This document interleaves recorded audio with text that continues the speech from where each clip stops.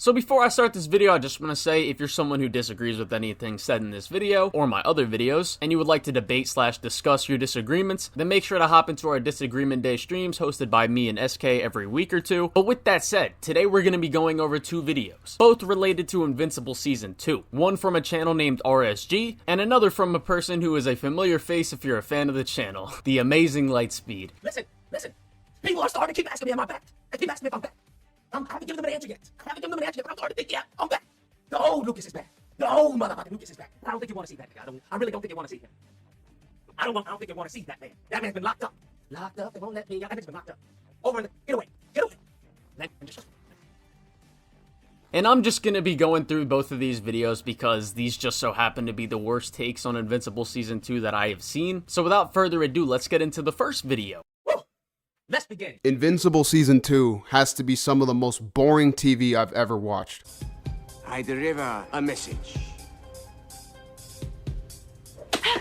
Shut it. Everyone has heard of the term lazy exposition. That's when a character starts blabbing about the plot or world. This isn't just bad because it's lazy, but because it's also very unnatural. Now, what people don't realize is that this can also apply to the characterization. A writer will map out what they want the character to feel and express. And as I've said before, writing is the execution. And a writer can, in fact, get lazy with how their characters express themselves. Look at this scene with Debbie. Oh. Who is that? So now we can assume that Mark has explained everything to her. Just to put into perspective, Mark was probably like, yeah, this kid is Dad's kid that he had with an alien. Yeah, Dad's alive and he got captured. Now let's hear a reaction. I don't even have the words. This morning, I didn't even know if Nolan was alive. I didn't even know if I wanted him to be alive. Now he's left another planet in ruins and his new kid is sitting in my kitchen. Not only is she calm enough to speak, she literally repeats what Mark presumably just told her. It's the laziest way to show what she's feeling, and it comes off as very unnatural. The fuck do you mean she's calm enough to speak? Are you implying that people can't speak when they aren't calm? Like what? Settle down, son. No, I have no intention of settling down. This man killed my uncle, and he's still out there. Also, how is this dialogue unnatural? And how does she seem calm? She's literally talking like someone who's feeling shock and disbelief. What about this is unnatural? And like, what exactly do you want her to say? Also, even if I was to agree with this criticism, this would be a nitpick at best, and you just seem to forget that there's more that happens in that scene as well that touches upon both Mark and Debbie's internal conflict in this season. This is everywhere in this show. Why are you here talking to me when you should be talking to him? Okay, so you bring up another scene without elaborating what exactly the problem is. I don't know what kind of point you think you have here. There's actually a good amount of subtlety to be interpreted from this scene. When both Eve and Art ask Mark and Amber that question, we don't get a direct answer from either of them. And it's up to the audience to interpret why. And I think I explained this pretty well in my Invincible video. And this transitions into Amber talking to Eve and Mark talking to Art about their relationship and everything that's going on between them. Both of them expressing how him being Invincible takes a toll on not only their lives, but also their relationship, them both feeling like they're failing each other, and Amber doesn't want to express all her feelings because she feels bad putting that onto Mark, and Mark hates leaving her all the time because he knows how it makes her feel, and it reminds him of how it was with him, his dad, and his mom. And they both aren't talking to each other about this because they aren't comfortable talking to each other about this right now. Most likely due to the fact that these kinds of conversations, laying out everything on the table and possibly not finding a solution, can lead to a breakup or cause the rift in their relationship to grow even more. And neither of them want that, but they just need someone to talk to. Now, realism isn't congruent with good writing, but Invincible isn't charming like Sam Raimi's Spider-Man. It's not thought-provokingly fantastical like something like Kung Fu Panda. It's not charming like Raimi or thought-provoking like Kung Fu Panda. What? You just saying blanketed words without elaborating or explaining what you mean in detail doesn't tell me anything. You're just saying words. This is like me making a review praising a show that's hated, basically doing the opposite of what he's doing, and me being like, no, you guys are all wrong. The plot for this movie was enthralling. The characters were detailed, well-developed, and entertaining, and then proceed not to explain why I think this. in any form of detail. And let me ask you something. Is the first few minutes of Kung Fu Panda bad because Po has a dream about being a part of the Furious Five, and then in the next scene he won't tell his dad about his dream, which is putting Po's internal conflict and desires right on the nose for the audience to pick up on? Or is it bad in Spider-Man 1 when at the end of the movie Peter says to the audience what his responsibility is? Or in Spider-Man 2 when he's sitting in the window asking himself, am I not supposed to have what I want, yada yada yada? Like, what the fuck is this argument? And it's not funny at all. Huh. I guess he really is invincible. It's unbearably obvious what it's trying to do, and you just see it execute its ideas in the laziest way possible. Everybody fucks up. To fuck up is human. Shakespeare said that. Alright, so for the first clip when Rex says the Invincible thing, I don't really care whether or not you find it funny. I can't explain why you should think it's funny. All I can really say is this is just very obviously poking fun at how they drop a title card whenever the word Invincible is said in the first season, using a bit of meta comedy, and in this season they don't do that every time. And for the other Rex scene, I again don't really see what the problem is with the Shakespeare line. Again, whether you find it funny or not is irrelevant. This is very in character for Rex. He's a character who's not very good at expressing emotion, and he's kind of an airhead at points. So him saying an awkward and kind of dumb joke makes sense for his character. So how is this unrealistic, unnatural sounding dialogue? If I were to be like, you wouldn't be like, oh, well, I didn't find that funny, but comedy is subjective, so... Yes, art in general is subjective, but there are merits that an artist strives for. What I just did was a lazy-ass fart joke, just like Invincible's lazy-ass jokes, and its lazy-ass writing. Yeah, well, this didn't sound super optional. Got room for one more? Eve! Again, a lot of people don't even notice this. Okay, so a couple things to go over here. One, I agree that art in general and comedy in general is subjective. However, it's very possible to point out and explain why something works and why something doesn't work for a story in a way that is objective. You fail to do that. And even if you did in a review, or I did in a review, or someone else did in a review, there's always going to be someone who will hear the criticism, and whether they think it's valid or not, they can still just be like, okay, I don't care, I still like it. That's the subjective element. And you also show this scene with even Mark again not explaining what the problem is or why this dialogue is bad. So again, what is the problem here? A lot of the praise I see for Invincible is the focus it puts on its characters. Like, oh my god, this is not like that CGI crap. Invincible lets the characters breathe, and it has so much heart. And this has led the Invincible writers to believe they have some deep, complex character drama. Because they do have three-dimensional characters as well as interesting drama to be made with those characters. But let's see how you explain how they aren't. And oh my god, it's just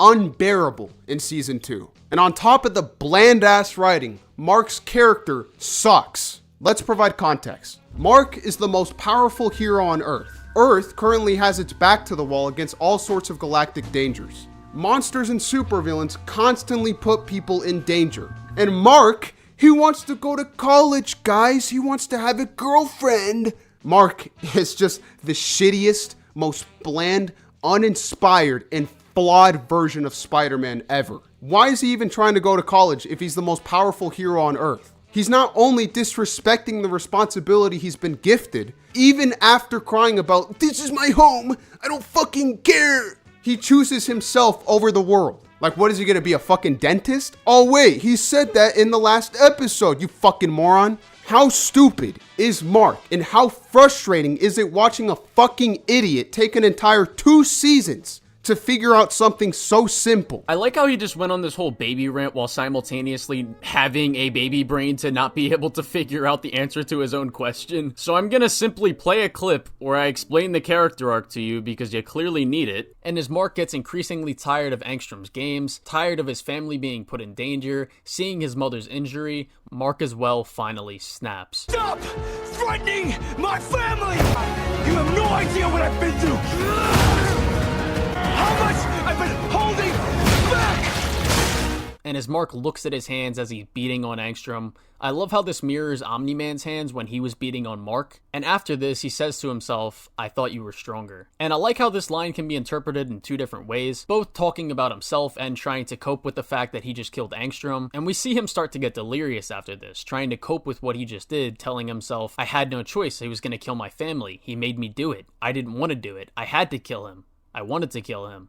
I lost control." He starts to come to terms with what he did. He's not deluding himself about it anymore. And before leaving, this alternate dimension Eve tells Mark to tell his Eve how he feels about her, which we will get to in a bit. But as Mark gets back to his mom, he breaks down in emotion once again. And when talking to Cecil, he tries to communicate to Mark that he had to do it. There was no choice. He's not a bad person for what he did. And while these things are true, from Mark's perspective, this isn't the case. And he was scared of what he became, of how he lost control in that moment. He's scared of his power. And I just love the scene where he flies through the sky, reflecting on everything with his dad, and wanting to be just like him, and now becoming that person for a moment and being scared to be just like him. This is just so damn good. And he goes to check on Amber at college, and here he makes that choice. And as he talks to his mom, we see that choice. He quits college because he realizes that trying to have a normal life right now won't work. Trying to be a normal person won't work because he's not normal. He's scared of his power and he needs to be confident that he can control himself before any semblance of his life can be normal and before he can move on from this fear. And even though the other Eve tells him that he needs to tell his Eve the truth about things and how he feels, he's just not ready to tell Eve. And now I'm going to ask you, what's the problem with Mark wanting to live a normal life? If you were in Mark's shoes, would you just abandon any chance for a normal life, remaining lonely and having your only purpose be to serve some duty? Or would you try to have some kind of a normal life so that you don't end up alone with one thing to live for eventually? Mark brings up quitting college because controlling his powers is the most important thing to him right now. And he says this after his mom says to him that college is about more than just finding a career. But Mark at this point won't commit to anything else right now, not having a normal future, not having strong relationships, because he isn't confident in himself that he won't wind up like his dad. And this is explored throughout the entire fucking season. Like, how are you so media illiterate that you do not understand this?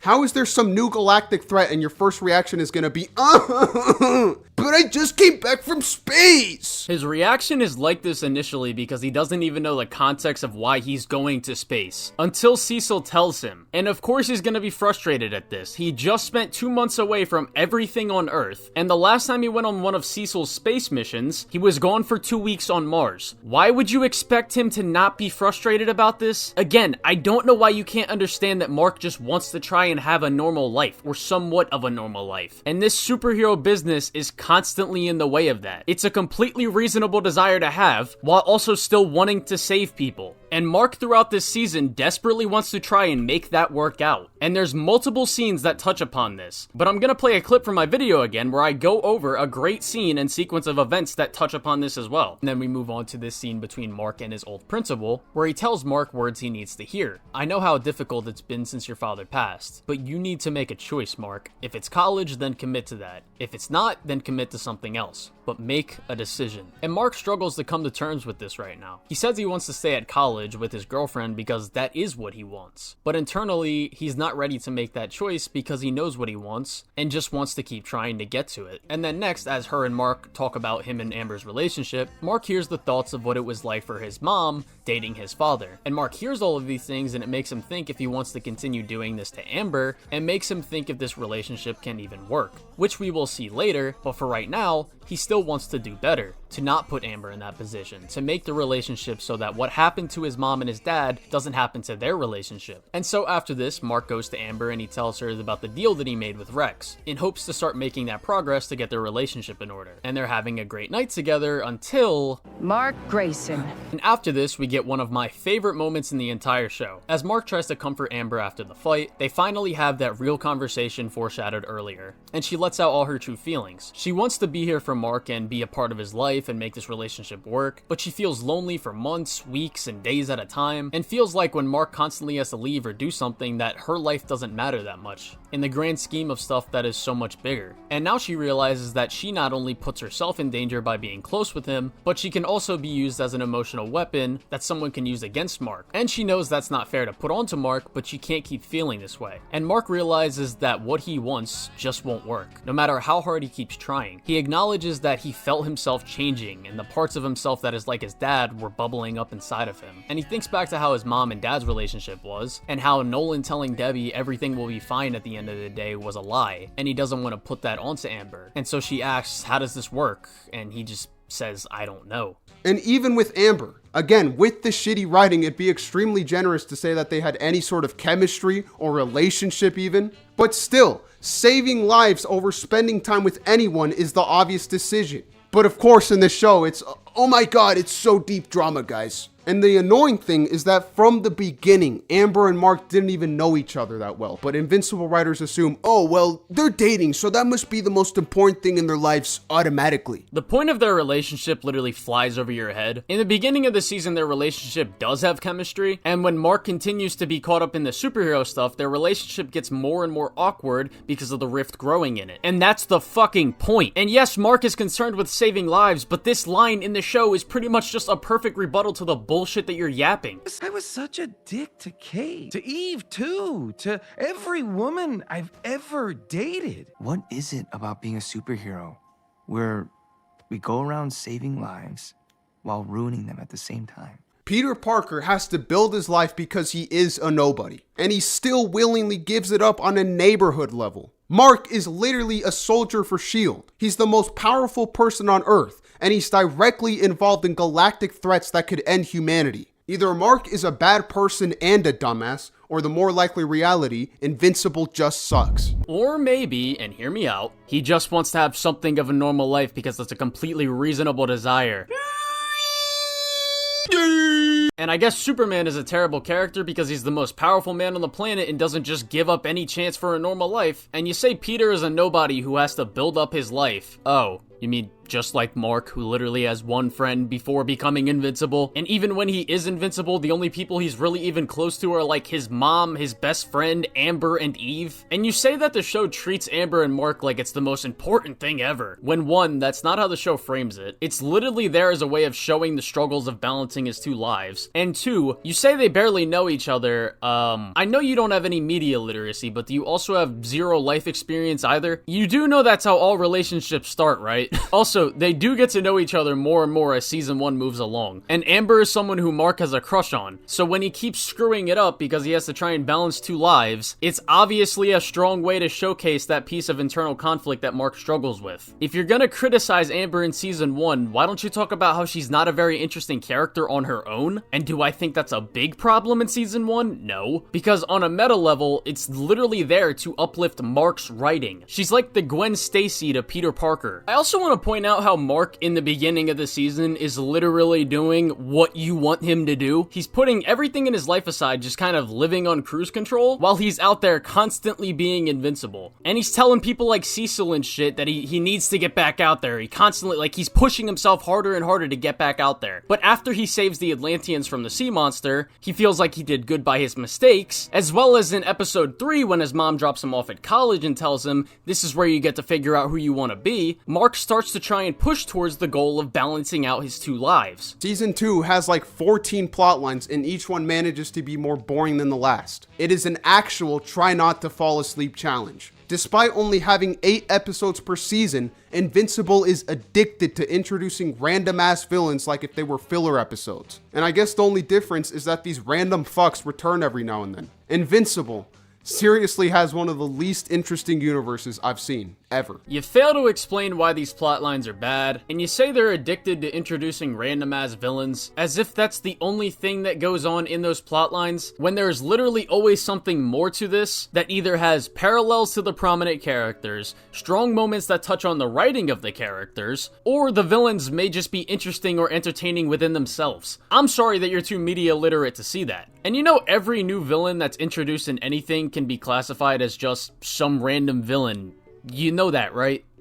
But let's take a look at these quote-unquote boring plot lines, or at least every one that he brings or like shows on the screen in his video. Number 1, the Donald and Rick plot line. Not only does this give good character work for both of these characters, but it also parallels something that Mark is struggling with, being trouble with his identity as a person, and struggling to move on. The second one he shows is the Monster Girl and Robot plot line. This has interesting character development where Robot learns to look at things through more of an emotional and like human lens, rather than one that is 100% logical. which parallels the Viltrumites and Omni-Man. In the beginning of the season, he's trying to get rid of the emotion and fear out of his brain, and he tries to push this logical ideology onto Monster Girl, and she helps him to not see everything in this way. The Adam-Eve plotline, she has to come to a rough realization that she can't fix everything with her powers in the way that she thought she could. She builds a park to help people in a community after the Chicago incident, but she later finds out that this caused numerous people to get hurt, and she tries to just fix the money problems for her family by using her powers, but her dad won't accept her gift because of how he feels morally about superheroes and the insecurities within himself that he's not adequate enough. And when her anger gets the better of her at a point in the show, she almost causes an entire family to be killed. So after this, Rex comes in to reassure her and kind of be there for her, that even when things go bad, she can still do good and make a good thing out of a bad one. And he shows her a picture of her old family which parallels the matter at hand, as shown in her solo episode, and her moving back in with her parents shows her character development. The other plotline he shows, the Lizard League and the Sequids. This touches upon and leads into things with both Rex, Mark, the Immortal, and Kate as characters. And then the final thing he brings up, the Darkwing sidekick sequence. This showcases the parts of Mark that are like his dad coming up in this moment, which is foreshadowing. Everything that I just brought up adds to both pushing the plot forward,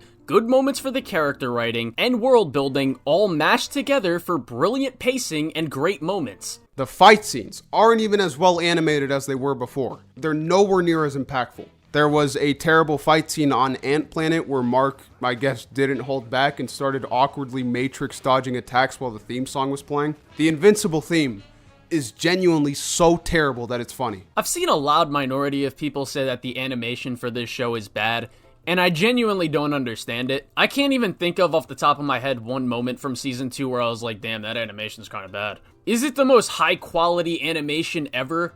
No, but the animation is still really damn good. And he also says the fight scenes are nowhere near as impactful, and due to the fact that he won't elaborate or make any semblance of a good point, I don't know whether he means on a writing level or a visual level. And he also says that the music in this show is bad. I mean, I can't really debunk anything here, so all I'm just gonna say is you're stupid. The logic of the fights is still terrible. You have Adam-Eve who can rearrange molecules, straight up. Yes, Adam-Eve can rearrange molecules, and the show makes it clear that these powers take stamina and focus, and she also can't use them on humans or animals. So where is the logical issue? Mark continuously uses super speed, but not in this final fight where it's extremely drawn out and not tense at all. Yes, Mark has super speed, and Angstrom is able to react to his attacks. Also, Mark is trying to play it safe because his family is in danger, and he knows nothing about Angstrom and his full capabilities. And you say this fight isn't tense. What in the actual fuck are you talking about? The entire season feels so much longer than it is, and by the end we basically get nowhere. Do I even need to explain why him saying we end up nowhere by the end of the season is just objectively wrong? Can I trust that you understand how stupid of a statement that is? It's funny that Invincible is actually going to be an extremely drawn-out anime where Mark, I guess, is going to be like Goku and he gets stronger. There was a scene where 3 characters died, but then one by one were revealed to not have died. Which makes sense. You need at least 4 seasons of screen time before killing someone off, and they have to sacrifice themselves for at least 7 planets. 12 or more if you want to be W. I agree that at least one of these characters should be dead in this scene on a metatextual level. It makes sense how all of them survive in the actual show, but the rest of the shit that he says is just more yap. The only good thing about this show is Omni-Man, and honestly, I think with future seasons, I'm just going to give up on the show and just skip to the Omni-Man scenes. Please stop watching this show so that nobody has to watch any more shitty videos about it from you. Because this shit was terrible. 2 for Invincible. Season 2. Okay. Oh, look at this. Whoa! A gun. Now let's move on to the next video from the Amazing Lightspeed. Okay, here we go. Focus. Listen. Speed. I am speed. Now, I first need to establish some context. Firstly, Lucas said that he thinks that overall that season 2 was good, but secondly, the way his video is structured is a little annoying for like trying to make a response video because it's not very concise. He'll repeat himself at times and the points just feel like rambling at points. So with that said, I'm going to just pick out the parts where he makes something of a point and give my thoughts about those points. I think season 2 was good. I think the final episode of season 2 was a bit lackluster to me. Because I went back, I saw it a few times just to double check, right? Make sure to refresh my memory. And a lot of it was just walkie-talkie, honestly. It was just, back and forth. And the issue that I had was the villain, right? The big brain dude, I'm sorry, I don't care about this guy at all. His story really didn't pull my heartstrings because we had just seen a whole bunch of people get slaughtered in, episode 1. Like, all of that going down. Like, Omni-Man, bashing his son.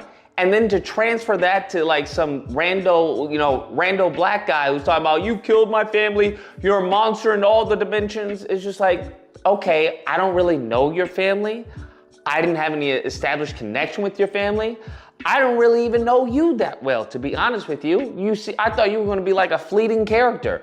I didn't know you were going to build up into something, that you are right now. So I don't really care whether or not someone finds Angstrom to be as good a villain as Omni-Man, or if someone just doesn't really care for the character. However, I will say that Angstrom wasn't supposed to be that Omni-Man-esque character. This season doesn't really have a set villain, because this season is mostly about the repercussions of season 1, and the struggles of Mark, Debbie, and multiple other characters, the struggles of them trying to move on. And there's multiple other plot lines and characters that have their own things going on, like Rex, Adam Eve, the Immortal, and Kate, as well as Monster Girl and Robot. This season didn't really need some overarching main villain, because it's tackling so many different things in a very character-driven TV show. If anything, yeah, in season 1, Omni-Man was a great, hook character. He immediately got us invested in how what he did was going to play out by the end, but there were multiple other characters that were serving as the driving antagonism for the plot. The reason why Omni-Man works in season 1 is completely different from why Angstrom works in the finale of season 2. So here's why Angstrom works in the finale of season 2.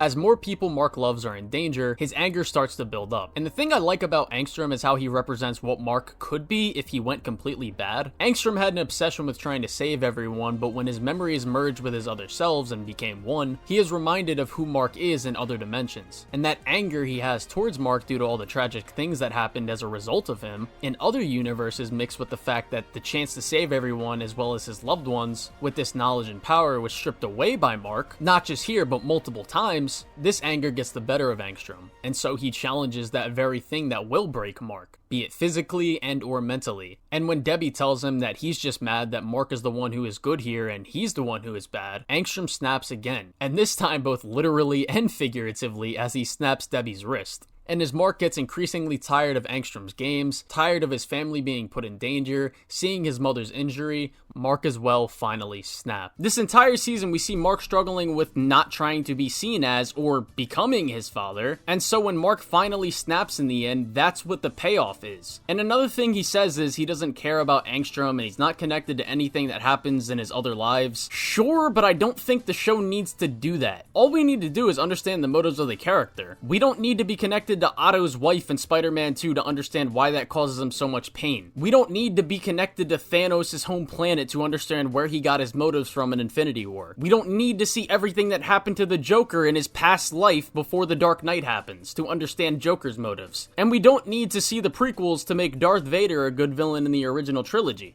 And then him holding hostage the mom and, the son. I get it. But it just didn't have the same impact on me. It pulled here and there, him, throwing the mom to the ground or the arm breaking and everything. But in totality, it was weak sauce to me.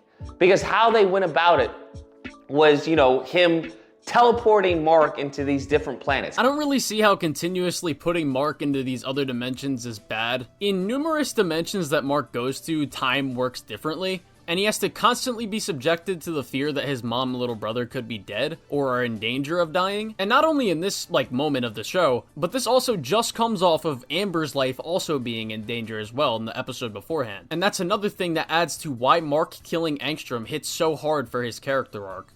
And I get the whole, comparison between, him constantly not wanting to be his father. I'm not my father. I'm not my father. And, despite his actions, but his actions didn't seem like they had any impact. They seemed like there was no repercussions because finally him doing what he's doing, I thought there was going to be some punishment for this. Like, okay, well, this is a punishment for your actions. And then sure enough, okay, well, that's no longer the case. This is just wrong. Mark snapping and killing Angstrom not only makes Mark develop as a character in a both unexpected and interesting way, but due to this situation and situations like this in the show, with his two lives constantly clashing with one another, he can't make as meaningful connections with people, and Mark no longer feels comfortable trying to live a normal life, so long as he fears his own power. Mark not killing in his mind earlier on Thraxon causes a bunch of people on that planet to die, and Earth to be in danger of the Viltrumite rule sooner. It also causes, in his mind, his dad to be taken away to be killed. There is a bunch of consequences faced throughout this show, and things that happen to Mark that make him not be able to do the things that he wants to do.